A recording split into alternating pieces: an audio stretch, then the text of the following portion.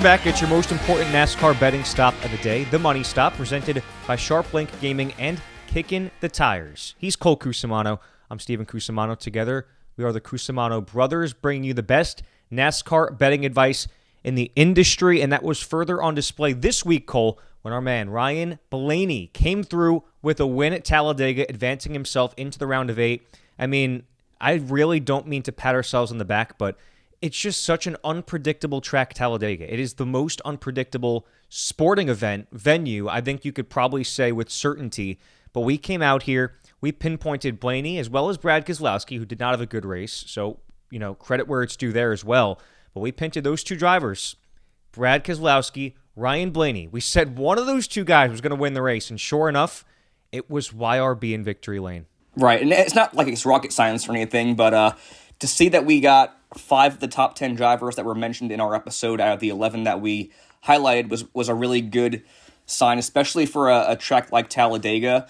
And you especially, I mean, you mentioned Ryan Blaney, you mentioned Corey LaJoie, Austin Cindric, Justin Haley. All those drivers finished in the top 6, so very well done. You also mentioned Ryan Preece as your gut sleeper for the shake and bake head-to-head thing. He finished 8th, so really well done on our part. I think the race was a lot of fun to watch. It was just I want to cut you off for a second, too, because my other gut call was Kevin Harvick, and he would have finished second by a nose if it wasn't for being disqualified. So you could say I picked 6 drivers that finished in the top 9 of this race, basically. But go ahead. Yeah, no, you're 1,000% right.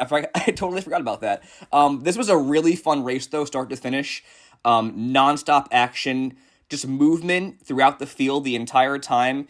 And you only really had those 2 minor wrecks throughout the pretty much the entire race. And then you had the big one at the very end. So I thought it was a really good and relatively tame playoff race at Talladega, but it was a lot of fun to watch. And I think hopefully that'll be a sign of what's to come for 2024, because now you're going to have Talladega and Atlanta in the playoffs, which I think is going to rub a lot of people the wrong way if you're a driver in the Cup Series. But nonetheless, excellent race, excellent analysis, and I cannot wait to get things going here for the round of 12 cutoff race at the Charlotte ROVAL, because this one's always fun. It's always hectic. It's a great hybrid track, and it should be another really, really fun race. This has been one of the best additions to the schedule over the last 5 or so years when NASCAR's really overhauled it. I also want to intro this by saying this is a cutoff race before the round of 8. You've got Tyler Reddick down by 2 points from the cutoff. Brad Keselowski is only in by 2 points. You've got a solid cushion up to 7th. Kyle Larson is plus 15. And then down to 10th place, you've got Bubba Wallace minus 9, Ross Chastain minus 10, and Kyle Busch minus 26 after a tough race in Talladega and a tough round so far in general. He's basically in a win-or-go-home situation. So it's an important thing to discuss. We talked about it in the last round as well with the Bristol cutoff race. You're going to have some really desperate drivers who will take some desperate measures at a track that, as you mentioned, Cole, is one of the most chaotic on the circuit at the ROVAL. And we're going to find out the starting lineup Saturday at 1 o'clock Eastern time. We're going to check out our paint schemes, though, at the _Money Stop on social media. We love our paint schemes here on the Money Stop, and keeping it with the money theme, we have a segment called Nickel or Dime. So we give 5 or 10s out of 10s based on how much we like the paint schemes every week. And we've moved that to social media because it's a visual segment. So we've got that graphic already out as of the time you're listening to this. And you can find mine and Cole's favorite paint schemes and least favorite paint schemes of the week as well. And when you vote on the dimes, we're going to have a Silver Dollar Award, which is the top paint scheme of the year that we give out during the off-season bracket style. So that'll be fun to decide once again.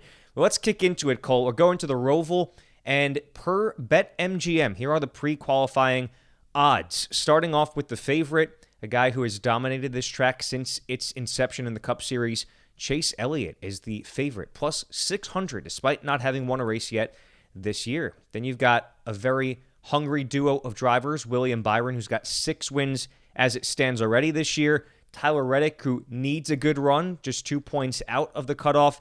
They're both co-favorites at the second highest odds. Kyle Larson is plus 800, and Michael McDowell rounds out BetMGM's pre-qualifying odds at plus 1,000, rounding out the top 5.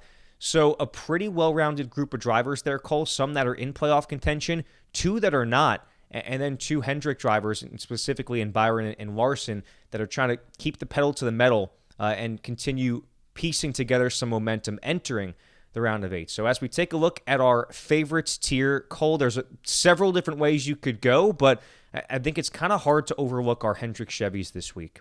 Without a doubt. Yeah, it's funny because last week you had mentioned we didn't say a single Hendrick Chevy in the entire episode, and I'm pretty sure we have all 4 represented in this one. So I'll kick things off here with the man of the season, William Byron. 6 wins on the year. He, again, is plus 700 for the win, and he has a steep value in DFS at $10,200, but for pretty good reason. I mean, he's been one of the best drivers all season, obviously, but at the Roval, he's finished a career-best 6th twice. Also, 80 laps led, which is the second most between 3 of 5 starts, with a 14.6 average. Also, very worth noting, 3-race top 10 streak with a win and a runner-up in his last 2 starts in the playoffs with a 6.2 average throughout those 5 races. So, been one of the best all season and been one of the best as of late when it's really, getting down to crunch time. But as far as the road courses are concerned in 2023, also, again, very good tail of the season. 1 win and a 5th place finish, as well as 2 14th place finishes between 4 starts with an 8.5 average and 94 laps led between 2 races. Also, obviously locked into the round of 8 with his win at Texas. But I think William Byron's a driver who we've seen his road course program really pick up over the last couple of years or so. And I think where we really started to see this blossom was the Roval 2 years ago, along with another driver I'm about to mention. But I think William Byron is going to be someone to watch in this race. And I think you think of all the Hendrick Chevys, it's easy to get caught up in the Kyle Larsons and the Chase Elliott's. But I think one thing we've seen throughout the last couple of years with the next-gen car is that the drivers that are the favorites throughout the entire season, the ones that dominate, those are the ones that usually dominate the road courses. I don't know why that is. I don't know if there's any rhyme or reason to it, but that's obviously going to be William Byron. And also another little side note, coupling with our nickel or dime segment, he's running a paint scheme that got a lot of criticism on social media. It's an HP paint scheme, but it's very, very reminiscent of like a 2010 through 2012 Jeff Gordon era paint scheme. It's got a white base, a nice silver block stroke going across the middle of the car. It just looks like a very Hendrick Motorsports car that you would see in victory lane or at least dominate a good portion of the race back when Jeff Gordon was rocking the 24. So I think I could see William Byron win this one. I think he's been one of the best cars all season, obviously, with the 6 wins. Also got the road course stats to back it up. So I love William Byron, again, at plus 700 and $10,200 for DFS. And then the other driver I aforementioned, or alluded to, I guess, in the William Byron analysis was Tyler Reddick. Another driver who has really turned on his road course program over the last couple years, and I think has taken over the crown of road course king over Chase Elliott in this next-gen era. Again, tied with William Byron at plus 700 for the second best odds this weekend. And he has the cheapest value in our favorites category at $10,000, which is weird to say because he's, again, been the cream of the crop on the road courses. Finished a career best second in this race 2 years ago, where we noted that he really turned it on the road courses. Finished 8th in this race last year with 21 laps led. And then as far as this year is concerned, he has the 1 win on a road course with 3 top 10s in 4 starts. Also, 2 wins and a 9.5 average, which with almost 80 laps led between 6 starts in the year prior. So he has the road course stats again to back it up this year and last year. And as you mentioned, he's only 2 points out of a spot in the round of 8. And I'm more eager than anything to see how Tyler Reddick does with his back against the wall, because he's been really good all season, really fast. It's just been piecing together certain things that have not gone their way at certain times, like the pit crew. The pit crew was a big thing in the beginning of the season. Now they've kind of leveled out. And you're seeing the speed and all that kind of mesh together, and he's just been one of the more consistent drivers in the sport. And I know the consistency hasn't been there really in the playoffs so far, but the speed has been there.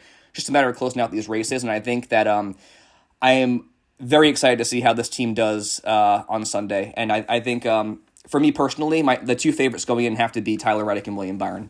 Yeah, I mean, you said it with Reddick. A very intriguing name. I think Byron's probably the favorite of favorites, but I gotta, we can't leave this favorites category without discussing the other two Hendrick Chevys, and they are the two most expensive drivers in daily fantasy. That's Chase Elliott and Kyle Larson, who are the other two favorites in my book. I'll start with Chase Elliott because he is obviously the favorite per BetMGM to win this race, plus 600.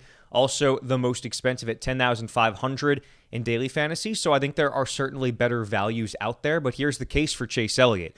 Couple wins at the Roval, an 8th place average finish there as well, which is the third highest in the sport actively right now. Laps led in each of his last 4 starts there, including 94 overall laps, the most in the sport. More than 27 laps led also, and 3/4, 3 out of the 4 of the races at the Roval, which is really impressive.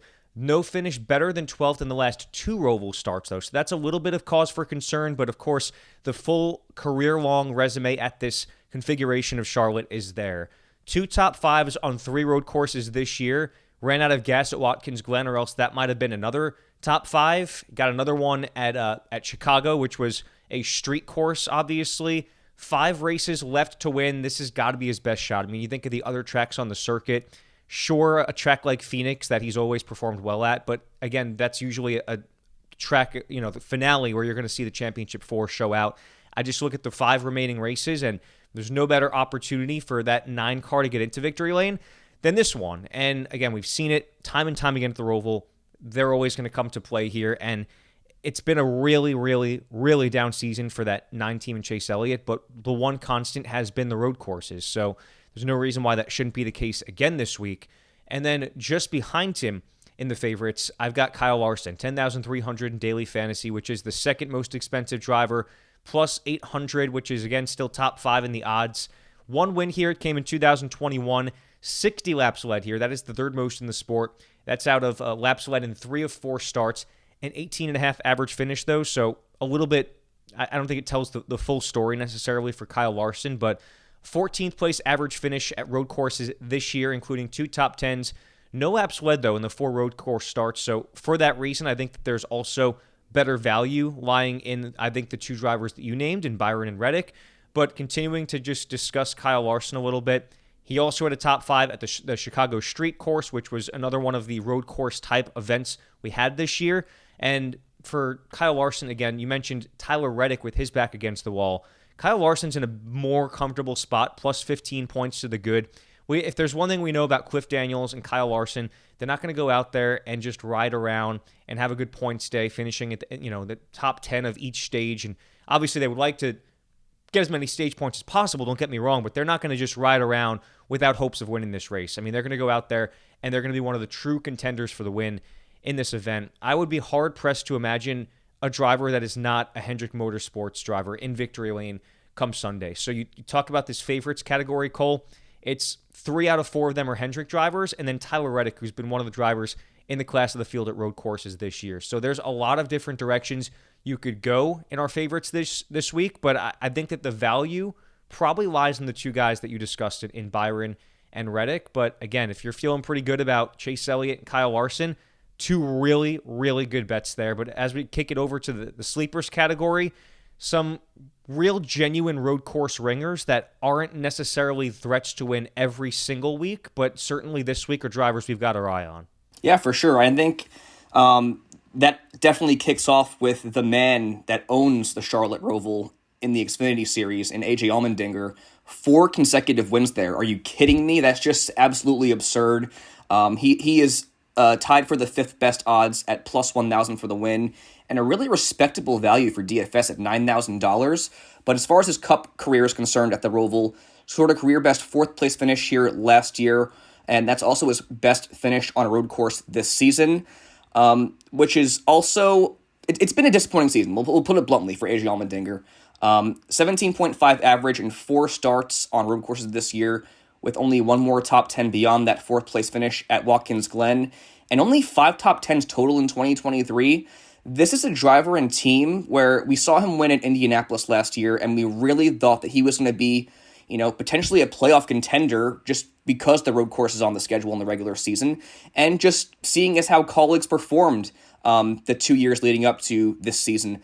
But it's been a disappointment, and even with all of that, it's hard to ignore him at the Roval, given those stats at in the Xfinity Series. But overall, he's just a really good road course racer, and It's hard to take a lot of stock into the stats from this year and those 4 starts on the road courses, but he's going to be a contender for sure. It's just a matter of keeping the nose clean and finishing the race.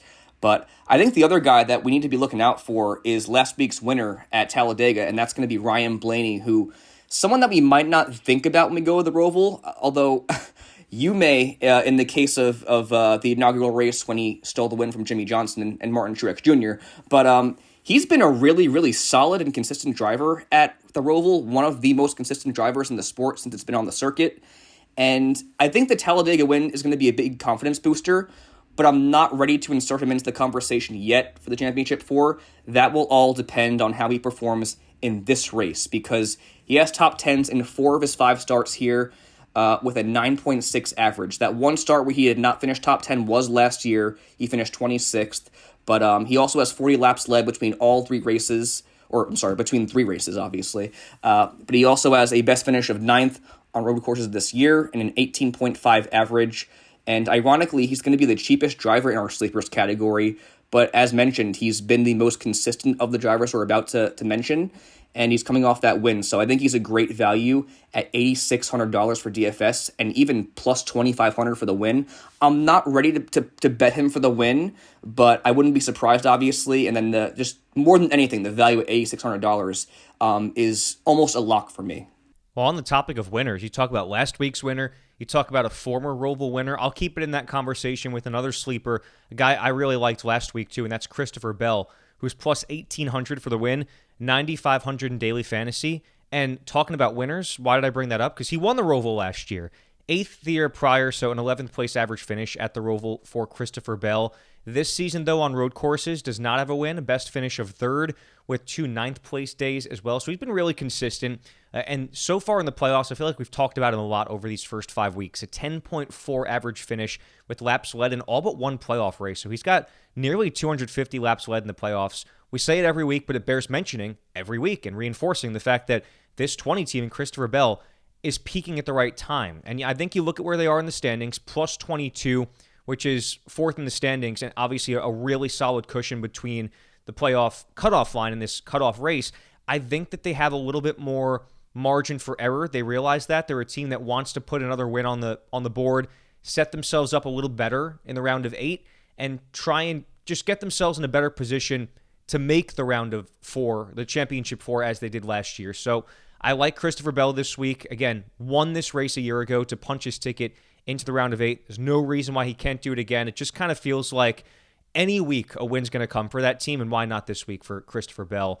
And I think if you're going to talk about guys who are a little bit of spoilers, like you mentioned with AJ Allmendinger, it's hard not to discuss Michael McDowell in this air, because he is plus 1,000 for the win, which, as we mentioned, top 5 per Vegas, per BetMGM, which I don't know if everyone was expecting that, considering all the other playoff drivers that have had success at road courses this year. McDowell, 9,100 in daily fantasy, though, is a lot cheaper than what his race winner pick odds are. So I think that there's some value there in daily fantasy for McDowell. Best finish of 12th at the Roval with a 21st place average out of 5 starts there.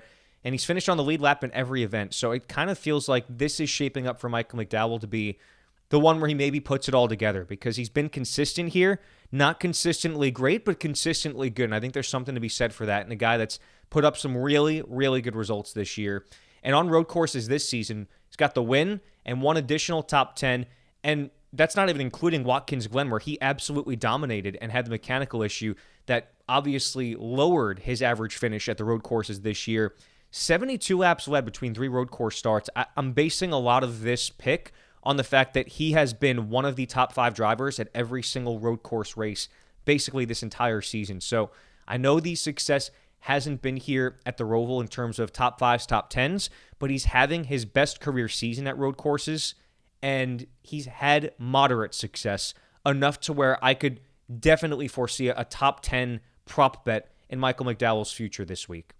Definitely, like I mentioned, a good value in daily fantasy. There's probably some prop bet value there too. But as we look at our actual value picks, Cole, why don't we kick it off with the guy that I was really tooting last week, and that was Kevin Harvick, who was disqualified from a second place finish at Talladega. And I couldn't help but think that would have really stung if he had won the race would have been potentially his final win, and he would have gotten disqualified. So kind of a blessing that they finished a nose behind Ryan Blaney there, but he's got 5 more chances to win. We mentioned Talladega was probably the best chance at that, but if there's, out of the next 5 races, a next best chance, it's probably the Roval, because ironically, he finished second in this race a year ago, and he's got top 10s in 3 out of 5 starts at the Roval with an average finish of 11.6. Took himself out in 2021, though, or else that average finish would be even higher. This season, though, does not have a top 10 on the road courses, best finish of 11th, but I think that there's a sense of urgency that you're probably going to see coming out of that 4 team and for Kevin Harvick this year. They want to win a race in his final season, and he would be a perfect spoiler. Valued at 7,800 in daily fantasy. It just seems like a really solid value for a guy that finished second here at this race a year ago. And I think if you're looking at values, you're going to be hard-pressed to find many better ones than Zane Smith, man. He's had some really impressive performances this year. 6,200 in daily fantasy feels like a steal when you consider his truck starts this year, finished first and second at both road course events. Really good stuff against a talented crop of drivers in that series. And 2 career road course wins in the truck series, which, if you're asking yourself, what about the other series? That's where the bulk of his experience has been in the National NASCAR Touring Series. It's been in the trucks, and we've seen the road course success there. This will be his Roval debut, which is obviously the downside. That's the cause for concern for sure. And he did finish 34th in his lone cup start at a road course this year, but I'm not thinking too much about that. I'm looking at the value. I'm looking at a driver that's valued at 6,200 in daily fantasy that has proven he knows his way around road courses in the truck series. I think if you need a cheap driver, you're not going to find many better options than Zane Smith. I agree. And you look at last week at Talladega, I know it's a drafting track, but Riley Herbst in that third car for FRM absolutely killed it, finished top 10, and just FRM as a whole, we've talked about it time and time again. They've been really, really good all season, one of the best Ford teams in the garage area, and I just think Zane Smith is such a great driver. He adapts so well to any situation, and just given his road course pedigree, I think he'll be due for a really solid day at the Roval, even with the inexperience. And then Kevin Harvick as well. I think you're looking for a top 10 day from that team, and that's, if you're talking about big name drivers that are in that lesser value for DFS, you're looking for top 10 days. You're not looking for wins, but he's someone that could certainly go out there and win, obviously finishing runner-up there last year and kind of last week. But someone else who can contend for a top 10 finish and who has been in the top 10 in every single Roval start in his career is the 4th Hendrick car that we have not mentioned, Alex Bowman, who is valued at $7,700 and can be considered, I think, the best value in the entire field this week. Again, top 10 in every single Roval start he's made, finished a career best second in 2019, and he has a 6th place average finish, which is best of all active drivers. Only caveat, he only has 2 laps led, but again, you're looking at for a top 10 finish, especially from Alex Bowman and how his season's gone this year. And with that, I think he's been really solid on the road courses as well. 2 top 5s on them this year out of 4 starts with a best finish of 3rd, which is also his season best finish. And again, conversely to last week, we've mentioned all 4 HMS drivers in this episode, and I think outside of William Byron, Alex Bowman could be the best value this week overall. And then kind of going along with like a bigger name and then a lesser name for the value picks, I'm going to go with Corey LaJoie, who you picked last week, who's going to be valued at $5,800, coming off a season-best 4th place finish at Talladega, finished a season-best 11th on road courses this year, and also has top 20s in 3 of 4 events with a top 15 at the Chicago Street Course as well. So he's found ways to make speed and get results on the road courses with this next-gen car in its 2nd season, and they've just had a really, really solid season as well overall. I would say a career best since he's been in the Cup Series. And he also finished 12th at the Roval last year, which is obviously a career best finish there for him. But I just think there's a lot of good vibes surrounding that team. The road course results have been there as of late, and even last year at the Roval. So I think Corey LaJoie is another really good value for DFS if you want to fit some bigger name drivers and bigger price drivers like a Chase Elliott, Kyle Larson, or William Byron. One thing we like to do on this podcast, Cole, as those are all 4 really good values there, I feel like, and as you mentioned, 2 that are kind of median priced and 2 that are definitely on the cheaper side. We like to give one last stamp of approval. As we just talked about 12 drivers, we like to pick one from each tier, per person to give you 6 drivers that are more the ones we're very confident in, whether it be in terms of their race winner odds or their values. So as we dwindle this down to 6, I got to go with Kyle Larson out of the favorites category. Christopher Bell is my favorite sleeper, and then I'll take Zane Smith as my favorite value of the week. Very nice. Yeah, honestly, I was going to mention it after your analysis of Larson, but it's hard not to think of him when we go to the Roval because in 2021, he literally went multiple laps down. The team changed an alternator, and he still won the race. So that was just an incredible race, and he's someone I always think of when we come here. So great pick. For me, my favorite's got to be William Byron. Showed my cards there kind of early. Sleeper's going to be Ryan Blaney with all those top 10s and coming off that win at Talladega. And then my value pick's going to be Alex Bowman with the top 10s in every single start he's made at the Roval. I think as we get to our big money bets here, Cole, bets that are ones we feel more confident in, and these are specifically prop bets, top 5s, top 10s, manufacturer bets, where we feel more confident in a larger sum of money. I feel like there's a lot of directions you can go with prop bets this week. There's a few ones I'm looking at for top 5s, top 10s. I do want to discuss 2 drivers we haven't mentioned because one of them has had a really good playoffs. One of them has had a really good season on road courses. We haven't mentioned either one of their names this entire episode, but I'm going to mention them. I'm more so going to ask you, what do we think of these prop bets? Denny Hamlin, plus 260 to be in the top 5. He's got the best average finish in the playoffs. And again, not a guy you think of when you go to road courses for sure, but he's finished top 5 almost every single week of the playoffs, including last week at Talladega. So he's plus 260 in the top 5. And then you've got Chris Buescher, who's had himself a phenomenal season and last couple seasons on road courses. Haven't touched on him at all, but he's plus 325 to finish in the top 5 and also plus 110 to be in the top 10. 2 drivers we haven't named, but as we look at prop bets, I like those a lot. Yeah, I especially love the Chris Buescher one. I was hesitant to leave him off the episode, but there were other drivers with better stats and just ones that I felt were worth mentioning over him. But I definitely love that top 5 prop bet at plus 325 and the top 10 at plus 110. I think the plus 110 for top 10's got to be almost a lock, honestly. And then Denny Hamlin, I mean, obviously, he's been one of the best drivers all season, but especially in the playoffs. I wouldn't be surprised to see him finish top 5, but I think there are other drivers and other props I like over that one. For me personally, there's a few that I like a lot. First one's going to be Christopher Bell to finish top 10 at even, which is plus 100. Seeing as he won this race last year and he has a great road course pedigree, 3rd place finish, 2 9th place finishes in 4 starts this season. That's got to be a lock in my opinion.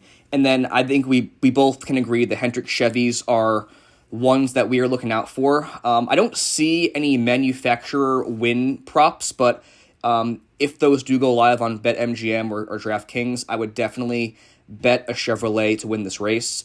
But on the Hendrick Chevys, I like both Chase Elliott and William Byron to finish top 5. Chase Elliott is plus 115. William Byron's plus 140. And I think it's also really cool because this week the Roval is obviously very hectic, and that's exemplified in the prop bets because there is every single top 5 prop bet is above even. So you are definitely in a position to make a lot of money this weekend on the prop bets. I like all those you mentioned. I'll give a double stamp of approval for Christopher Bell in the top 10, William Byron in the top 5. As far as ones you did not mention, I also kind of like Christopher Bell in the top 5 because, like you said, won the race last year. He's been one of the most underrated playoff drivers and teams. Plus 300 to be in the top 5 is one I feel pretty good about. I'll double down on Chris Buescher, top 10 at plus 110 as well. There's some really good value on prop bets this week. And again, it's a chaotic race. We could look pretty dumb for having this much confidence in the prop bets, but we're on a little bit of a heater with these over the last couple of weeks, even at tracks like Talladega. We talk prop bets, we talk race winner bets, values in daily fantasy, which we'll get to our lineup in a minute, but we like to go through the parlayable bets, which is specifically on BetMGM. You've got match bets, where it's basically head-to-head driver bets, and you can parlay these. There's 5 every week. We're going to go through them, see if there's any we like. Some weeks there's really good value in these. Others, it's kind of risky, and at a chaotic race like this one, it's a little bit more difficult to think about some of these match bets, but we'll go through them here. Kyle Busch, favored minus 175 to finish in front of Ross Chastain, plus 135. That's the longest odds of any of these, along with William Byron minus 200 to finish over Ryan Blaney at plus 155. And then they get a little bit more steep in terms of closer to 50-50 in the odds, more of a coin flip. So you've got Brad Keselowski versus Bubba Wallace, two drivers we didn't mention. Then you've got Tyler Reddick versus Kyle Larson, and Martin Truex Jr. versus Chris Buescher. I mean, there's not a ton I'm feeling really good about there, especially Cole, because we haven't talked about a lot of those drivers. Like, I look at Kyle Busch, Ross Chastain, two guys that, one way or another, I'm not feeling great about them. Same with Brad and Bubba. And then you look at two guys we feel really good about, Reddick and Larson. And then two guys we feel really good about, Byron and Blaney. I feel like there's a lot of confusion for me on these ones. I feel like there's certain weeks where you feel more confident in ones they give you. This is not one of those weeks for me. Yeah, no, I completely agree. That was very well said. There's just, like you mentioned, I don't feel great about Busch or Chastain either, nor Keselowski or Wallace. And then the Byron Blaney, Larson Reddick can go either way. So it's like you said, a coin flip. The only one that I kind of like is Buescher over Truex, which I do feel very confident in. And you can't parlay, obviously, just one single bet. I will say, though, the fact that Buescher is plus 115 against Truex is pretty interesting, because that can also kind of be a big money bet if you feel confident that Chris Buescher will finish ahead of Truex, like I do. But for all intents and purposes, you can't parlay that with the other head-to-head matchup. So, if anything, you can call it a big money bet. But I do like Chris Buescher over Martin Truex Jr. Well, Cole, we teased our daily fantasy lineup recommendation. We do this every week, and there's certain weeks, we talk about it a lot, where I feel like there's a lot of good value in DFS on DraftKings, and there's certain weeks where there's not as much good value. I feel like this is one of those weeks where the drivers that should be priced high are priced high. So if you're going to overpay for one of those aces in the hole, you're going to have to go pretty steep and pay the price for it. So as we discussed at the top with our favorites category, you think of those drivers like Chase Elliott, William Byron, Kyle Larson, Tyler Reddick. The cheapest of those drivers was William Byron. So we mentioned he's probably the best value out of the favorites. And that's why I decided, as we'll discuss a few ways to compose this lineup, I decided to lead it off with William Byron, 10,200. Second most expensive driver, I liked the idea of putting Christopher Bell in there for the reasons we talked about. He's valued at 9,500. Then you take a step back to Michael McDowell, 9,100, which, as I mentioned, for a driver that is top 5 in the odds for the win, that is a very good value in DFS, borderline lock for me. Then you go down to Ryan Blaney at 8,600 for the reasons we mentioned as well. And then there's a very steep drop-off from there, and it's our two cheapest value picks. That is Zane Smith at 6,200 and Corey LaJoie at 5,800. So I went a little top-heavy with this lineup, Cole. This is something where you and I agreed on certain drivers, some of the better values up and down this lineup, but I think that value-wise, I like the idea of this lineup, but if you wanted to not include Zane Smith and Corey LaJoie, because I understand that's a little bit of a risk, you can take out a guy like Christopher Bell and compromise with somebody like Chris Buescher, who's valued at 8,800 versus the 9,500, and then afford a different complexion in your lineup. You might get a Kevin Harvick type driver in your lineup. So I don't love the idea of having Zane Smith and Corey LaJoie in this lineup. This is not a lineup I'm extremely confident in, but as I mentioned, if you don't want to go that route with two drivers that are that cheap and maybe could be considered a risk, there are other directions you could go. Yeah, you really got to get creative this week. You mentioned how top-heavy it is with the favorites for the Roval. But I think yours gives us the most bang for your buck. There's only $600 remaining salary left over. Mine had $700 left over. I think mine was a relatively consistent one. But with yours, you have guys like Christopher Bell, Ryan Blaney, William Byron, and Michael McDowell, who could all easily challenge for the win, or at least score a top 5, top 10. So I think that's good.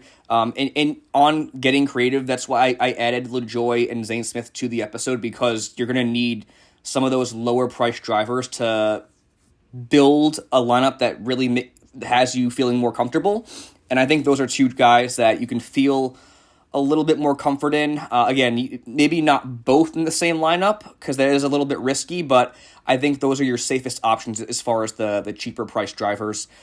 My advice would be to pick one or two drivers that you absolutely need in your lineup, maybe a favorite and then a median priced kind kind of like driver to build your foundation around and go from there. Like in my case, I chose that driver to as my foundation to be Ryan Blaney. Just a really good price, $8,600, right above that average remaining salary recommendation once you start building your lineups. And he has the 4 top 10s and 5 starts, coming off the win at Talladega. And then obviously we both feel really good about William Byron and his value going into this race. So I guess that'd be my advice for this week. It's just going to be really tough to build a lineup you feel really, really confident in, given the top-heavy values. Well, Cole, entering this week, we have picked back-to-back winners. You picked Ryan Blaney last week. I picked William Byron the prior week at Texas. So we could go perfect, 3 for 3 in the round of 12 if one of us picks a winner this week. And as I did pick first last week, we were very confident it would be Brad Keselowski or Ryan Blaney. I picked Brad, you picked Blaney, so picking second last week was actually kind of favorable. But you've got first pick this week, and I have a feeling I know who your pick's going to be. Yeah, it's funny because going into this week, I was dead set on Kyle Larson. Just, again, he's someone I always think of when we come here because of the 2021 run, but building the outline and also seeing the car he's using this weekend, I really like William Byron as a gut call, but obviously there's the stats to back it up. I think he's been one of the best on road courses this season, been one of the best overall this season, if not the best overall this season. And I just really, I could visualize him in victory lane on Sunday at Charlotte. 6 wins this year. It's not a bad pick. I'm going to go with, I mentioned this early on. I mean, I have full confidence it's going to be a Hendrick driver. I'm going to go with Kyle Larson because, I mean, we've discussed all the reasons. One of the reasons we didn't discuss, like we've talked about the track-specific reasons why we like Kyle Larson this week, why we like him at the Roval. But in general, we've seen it time and time again with this pairing, he and Cliff Daniels. The longer the playoffs go on, the stronger that team gets. Every facet of it. On pit road, the quality of the car, the speed, the driver, they always peak into form at the right time. I think another win is coming very soon for Kyle Larson. I think it's going to be this week. And I think that is a team that, again, a lot of people are thinking of championship favorites as guys like William Byron, Denny Hamlin. I really feel like we're going to start talking about Kyle Larson as the favorite for the championship coming out of this week's race. And I think he's going to win at the Roval. And as we look at our sleepers, Cole, drivers that are outside the top 15 in odds, I'm going to go with some more pretty simple logic here. I'm going to go with a driver we did not discuss, but the only driver outside the top 15 in odds, unless there's someone I'm glancing over, there's a couple actually, but one of the only drivers outside the top 15 in odds that is a playoff driver is Ross Chastain. He's plus 3,000, which is actually in a 5-way tie for 15th in the odds. I just like the idea of a hungry playoff driver who's 10 points out in a cutoff race that is known to be the most aggressive driver in the sport, for better or for worse. I feel that Ross Chastain is a guy that will make chaos happen. He will make desperate times into desperate measures. And again, not a pick in my confidence at his road course abilities or at this track specifically, but just more so in the fact that he knows what's at stake. I mean, look at the Hail Melon, round of 8 last year. That's how he got into the round of the championship 4. So I think it's a similar situation. I don't think something that chaotic or drastic or historic is going to happen. But as I'm looking at sleepers and guys that I think have a legitimate outside chance to win the race, kind of going with a gut call here in a playoff guy like Ross Chastain. Very nice. Yeah, I'm going to go with a gut call as well. And someone who's got to be red hot after last week, and that's got to be Kevin Harvick. He's another guy I usually think of when we come to the Roval. He just runs around the top 10 in almost every start he's had here. Again, got the 3 top 10s here. Could have had another one if he didn't take himself out, given the bump and run to Chase Elliott in 2021. But I think he's someone that always performs well here. He hasn't been the best on the road courses this season, but you mentioned it with Ross Chastain's backs against the wall. Well, for Kevin Harvick, it's a different situation. He's going into 5 races left in his full-time Cup career. I think he's going to do anything it takes by any means to get a win, or at least a quality result for that matter, at the Roval. And I just think this is a race where you're going to see Kevin Harvick play more of a factor in that top 10 and someone who can definitely make a run at that win, seeing as he finished runner-up there last year. One of the really fun events in the entire playoff circuit. It is the Roval, the Bank of America Roval 400, which will take place this Sunday at 2:05 p.m. Eastern Time for the green flag. Cannot wait. Always one of my favorite races. And again, it's a cutoff race. We see chaos ensue in all these cutoff races, it seems like. And there's a lot that could potentially happen here. So very excited to see how this one plays out as we drop the jack here on the most important stop of the day. This has been the money stop, your most important NASCAR betting stop. So he's Cole Cusumano. I'm Steven Cusumano, and we're going to see you next week.